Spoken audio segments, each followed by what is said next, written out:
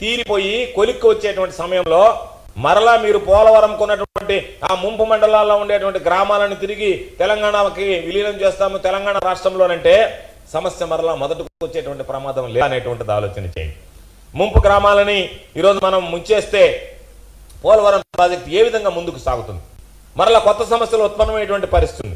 కాబట్టి మీరు తీసుకునేటువంటి నిర్ణయం ఏ విధంగా ఉంది అంటే మన రాష్ట్రం జుట్టు తీసుకువెళ్ళి తెలంగాణ చేతిలో పెట్టినట్టుగా ఉంది తప్ప రాష్ట్ర ప్రయోజనాలను కాపాడేటువంటి విధంగా కాకుండా రాష్ట్ర ప్రయోజనాలను పణంగా పెట్టేటువంటి విధంగా ఉంది తప్ప మరొకటి కాదు అని చెప్పి ఈ సందర్భంగా మాట్లాడుతున్నాం. అందుకని పోలవరం ప్రాజెక్టు ఎప్పుడులాగా పూర్తవుతుందంటే సమాధానం చెప్పలేనటువంటి మీరు పోలవరం కట్టేది పక్కన పెట్టి ఈరోజు మీరు వెళ్ళినటువంటి మీ భేటీలో మరిన్ని సమస్యలు పోలవరానికి సంబంధించి పోలవరం ప్రాజెక్టుకు సంబంధించి సృష్టించేటువంటి ప్రయత్నం చేశారేమో అనేటువంటి అనుమానాలు సందేహాలు వచ్చేటువంటి పరిస్థితి అని చెప్పి మీ అందరికీ తెలియజేస్తున్నాను. మీ మధ్య జరిగినటువంటి అనేక విషయాల గురించి మాట్లాడితే ఏ ఒక్కదానికి మీరు ఇతిమధ్యంగా సమాధానం చెప్పలే. పుంకాలుగా వార్తలు వచ్చాయి, వాటిని ఖండించలే. పోర్టులో వాటాలు అడిగారని చెప్పారు. మన పోర్టులకు సంబంధించి తెలంగాణ ప్రభుత్వం తెలంగాణ ముఖ్యమంత్రి గారు ఆంధ్ర రాష్ట్రానికి సంబంధించినటువంటి పోర్టులో వాటాలు అడిగారు అని చెప్పి అడిగారు. ఆ వాటాలకు సంబంధించి జరిగిందా? మీరు ఏమి నిర్ణయం తీసుకున్నారు? ఏమి నిర్ణయం తీసుకోవాలనుకుంటున్నారు? ఇది మీ ఇద్దరికి సంబంధించినటువంటి అంశం కాదు, రెండు రాష్ట్రాల ప్రజలకు ముడిపడినటువంటి అంశం, రాష్ట్ర ప్రజలకు సమాధానం చెప్పాల్సినటువంటి అంశం. కాబట్టి వాటి గురించి మాట్లాడలేదు. చివరికి ఏడుకొండల స్వామికి కూడా చెయ్యి పెట్టాడు ఆయన. నాకు ఏడుకొండల స్వామి దగ్గర కూడా తిరుపతిలో కూడా మాకు వాటా ఇవ్వండి ఒక 48% అని అడిగాడు అని చెప్పి అన్నారు. దాని మీద ఎక్కడ నోరు తెరిచి మాట్లాడినటువంటి సందర్భం లేదు, దాన్ని ఖండించలేదు, ఇది జరగలేదు, ఇది చర్చకి రాలేదు అనే మాట మీరు మాట్లాడలేదంటేనే ఇవి చర్చకు వచ్చాయా అనేటువంటి అనుమానం. చర్చకు వచ్చి ఉండాలి, లేకపోతే ఈ వార్తలన్నీ ఉంటే అయ్యా ఈ వార్తలు ఏమీ రాలేదు, ఈ వార్తలను ఖండిస్తున్నాం, ఇవేవి మాలో చర్చకు రాలేదని ఉభయ రాష్ట్రాలకు సంబంధించినటువంటి మంత్రులు ఎందుకు నోరు మెదిపి చెప్పలేకపోయారు? మీరు చెప్పలేకపోయారు అనడంలోనే సందేహం కలిగేటువంటి పరిస్థితి. అంటే ఈయన సంపదను సృష్టిస్తాను, సంపదను పంచుతాను అన్నాడు తప్ప ఇది రాష్ట్ర ప్రజలకు పంచడానికా?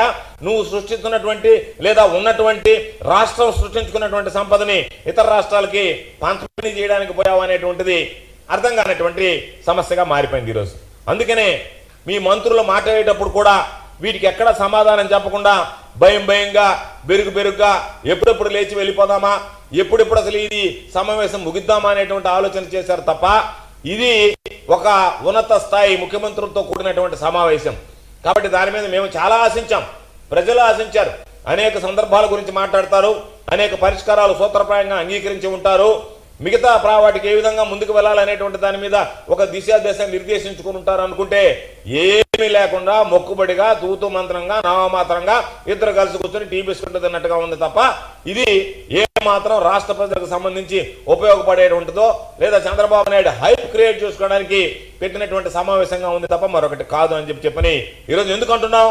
ఈ రోజు వచ్చినటువంటి వార్తలను మీరు ఖండించలేదు కాబట్టి ఈ వార్తలు కరెక్ట్ కాదు, ఇవి వాస్తవాలు కాదు, పేపర్లో వచ్చినటువంటివన్నీ ఊహాజనితమైనటువంటివి కాబట్టి వీటిని మేము కొట్టిపారేస్తున్నాం అనేటువంటి మాట మీ నోటికుండా రాలేదు. కాబట్టే ఈరోజు దానికి సంబంధించి మీరు కూటమిలో ఉన్నటువంటి 3 పార్టీలు కూడా దీనికి సమాధానం చెప్పాల్సినటువంటి అవసరం ఉంది అని చెప్పి, ఎందుకంటే ప్రజలు తీవ్రమైనటువంటి ఆందోళన వ్యక్తం చేస్తున్నారు. ఏమి జరిగింది నిన్న ముఖ్యమంత్రుల సమావేశంలో? ఇవన్నీ వాస్తవాలా?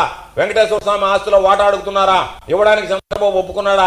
చంద్రబాబు నాయుడు సమాధానం ఏంది? వాళ్ళ ప్రశ్న ఏంది? వాళ్ళ సమస్య ఏంది? సమాధానం ఏంది? పోర్టులు రాసివ్వాలనుకున్నాడా? ఇవన్నీ కూడా నువ్వు సమాధానం చెప్పకుండా వెళ్ళిపోతే ఒక పక్క మీడియాలో పుంకాలుగా వార్తలు వస్తుంటే వాటికి నువ్వు సమాధానం దాటేస్తే దాని మీద సందేహాలు ప్రతి ఒక్కరికి కలుగుతాయి. ఆ సందేహాలను నివృత్తి చేయాల్సినటువంటి బాధ్యత మీ మీద ఉంటే దాన్ని విస్మరించి మొక్కుబడిగా సమావేశాన్ని నిర్వహించి వెళ్ళిపోయారు. మరొక పక్క ఎందుకో తెలియదు చంద్రబాబు నాయుడు జగన్మోహన్ రెడ్డి గారిని విమర్శించడానికి వెళ్ళాడు అనేటువంటిది పక్కన పెడితే ఆంధ్ర రాష్ట్ర పరువు ప్రతిష్టని మంట కలపడానికి ప్రయత్నం చేస్తున్నాడు అనేటువంటి అనుమానం కలిగింది. నిన్న ఆయన వెళ్ళి నేరుగా ఈరోజు డ్రగ్స్ గురించి మాట్లాడాడు. ఒక్కసారి మనమే ఆలోచన చేద్దాం, రాష్ట్ర ప్రజలను ఆలోచన చేయమన్నాం. డ్రగ్స్కి సంబంధించినటువంటి ఇన్సిడెంట్లు హైదరాబాద్లో ఉన్నాయా, ఆంధ్ర రాష్ట్రంలో ఉన్నాయా?